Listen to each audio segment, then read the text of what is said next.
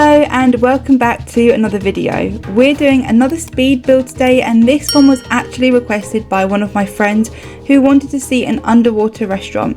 I thought this would be a really cool idea, and I honestly had no idea how it would turn out.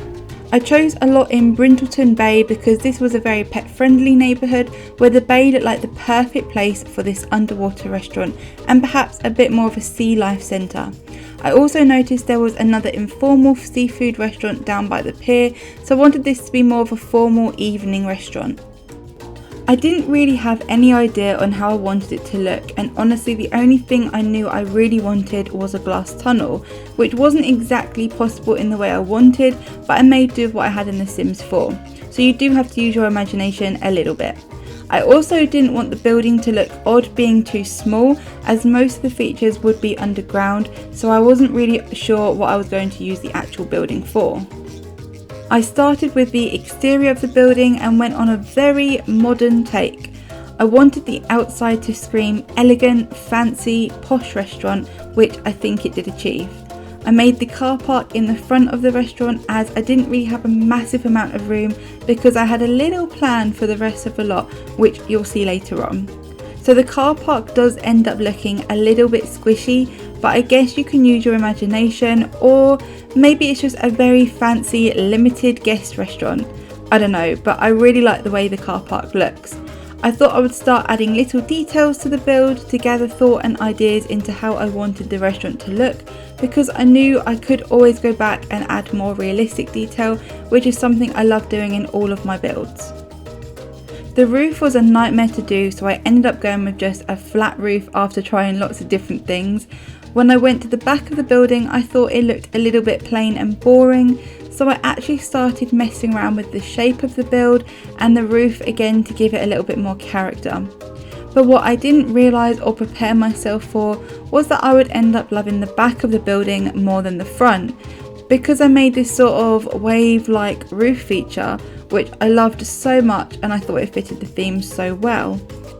Don't you hate when you end up loving the back of a building more than the front? It's so annoying. So what did I do? Of course I had to bring that roof to the front. Trying to figure out the logistics of this was difficult because I loved that corner part of the build, and the way the sign looked I didn't want to take away from that, but I ended up incorporating a sort of entrance area which allowed me to keep the sign and the roof didn't then look out of place. I then swiftly went to work out the layout and how I wanted the fish tanks to look inside.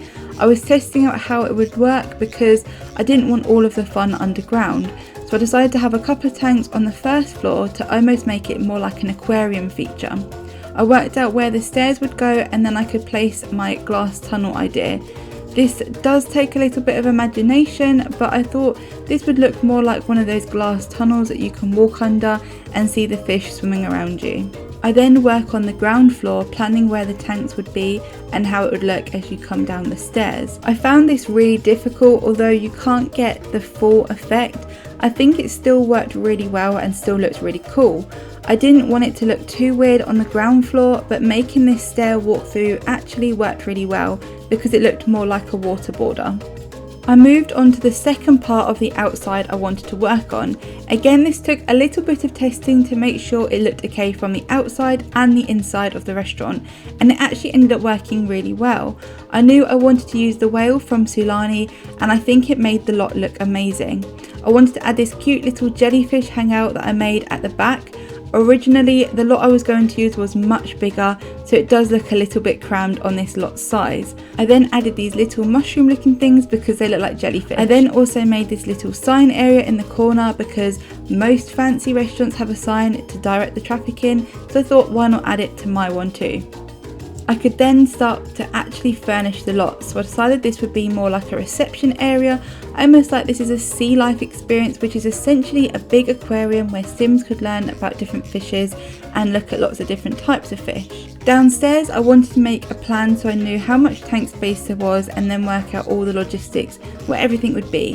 This was actually the most overwhelming part for me, so I decided to move on to my favourite part, which was decorating some of the tanks to see how they would come out. I did add in-game fish tanks and I did stock them all before I added the lot to the gallery, but some people have said they can't see them, so if you do download the lot, you may need to go around and stock the fish tanks. I found these flower-like decorations to use as tentacles, if that's what they're called on a jellyfish, to give it that jellyfish look. I did also add these neon plants which I thought fitted the theme, and I wanted to make the lighting over here all pink and blue and neon. I then started to actually furnish the lot by adding these fish tanks, which I'm guessing would stock some of their smaller fish. I added details like the menu at the front of the lot along with these fishy accessories. Some of the walls downstairs didn't have tanks and I wouldn't have been able to include them as they would clash with the upstairs. So I decided to use this waterfall feature to cover and disguise the wall. I'll show you later what I did with this area.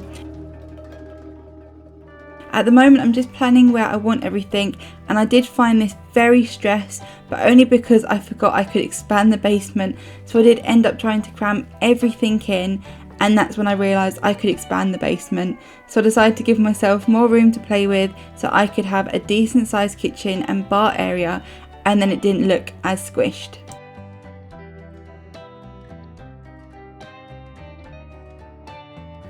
I decided to work on the bar area to begin with because I thought it was the simplest thing to start.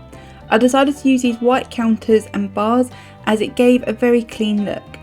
Behind the bar I made a wall of drinks and added accessories and clutter bits such as salt and lemon and limes for your very specific drink needs, and also this drink bottle tray which I assume will be filled with water just in case. I then decided to add this trim around the top of the bar, but decided to go for this white pointy one in the end because I thought it looked more like shark teeth, so I wanted this to be named the shark mouth bar or something. I tend to flutter around from section to section because I get a little bit overwhelmed and like to let my mind be creative and chaotic. So I started to plan what the seats and tables I would use, and decided on these glass tables with the black trim chairs because I thought it looked really modern. I wanted to keep the colours dark because I feel like the tanks really pop with colour and I wanted to keep them as the main feature. Towards the back of the restaurant I wanted this to be more of a children's party area, and I also added some little accessories later. I also wanted this waterfall area to be sort of like a VIP area where you can book to have private seating. I had enough space to incorporate 2 VIP areas, so I kind of thought this would be more like for the local celebrities or maybe business meetings.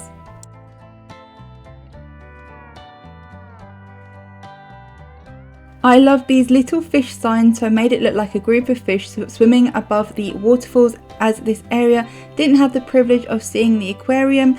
But then I decided, what if I make a tank in the middle of the restaurant? Making the pools in the basement would mess with the top floor, so luckily where I placed this pool it was semi-hidden behind the entrance wall and I didn't think it looked too out of place.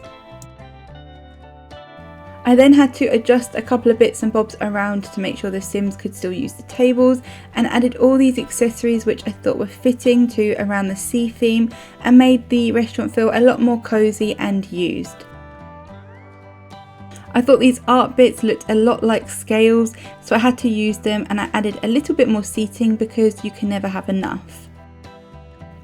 I cluttered out the kitchen with lots of little accessories I thought you would find in a fish restaurant. I also made a staff bathroom with shower because I can imagine running a business like this, you probably wouldn't want to go home smelling like fish. I also know when running the business career with Get to Work, it's always handy to have a shower on site. I added a little bit more clutter throughout the rest of the restaurant to flesh it out, including personal drink shelf in the private hire rooms, as I thought you need a reason to want to book these little private rooms. I added some plants I thought were fitting to the sea life theme, and because they reminded me of seaweed, along with these nice candle lights on some of the tables. I went over to the bathroom, and I must admit these were all pretty identical because I'm not a massive fan of making public toilets, and I made these little rooms all gender bathrooms, so I didn't want to have to go all fancy on them and then have to repeat it another 3 times, so they're all pretty much generic bathroom vibes. I also had this little space on the other side of the stairs, and it was a bit of an awkward space to work with, so I decided to use it more as a chill out and sit and watch the fish area, or perhaps if you're waiting for a table you can come and sit here in this waiting area and wait with the fishes. I decorated it with lots of fish wall art as more of an educational piece and kind of tying in with the aquarium sea life theme as well. I then went upstairs to carry on decorating as I really didn't know what I wanted to do for the upstairs. So I end up going for more of a seating waiting area with tanks where you can view the aquariums and also a little gift shop. This is the final reveal of the underground restaurant. I feel like if this was a real place, you would have to go a few times to really take in every part of the building. And I guess as a business that wouldn't be a bad thing.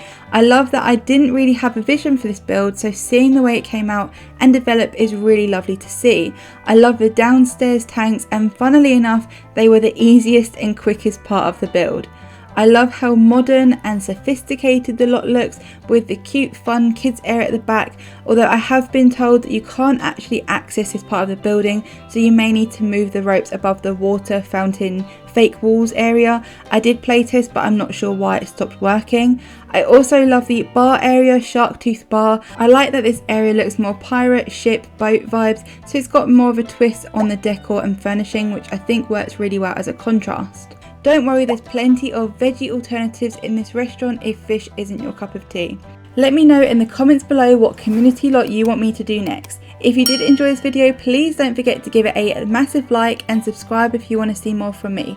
Hopefully, I'll see you in the next one. Bye!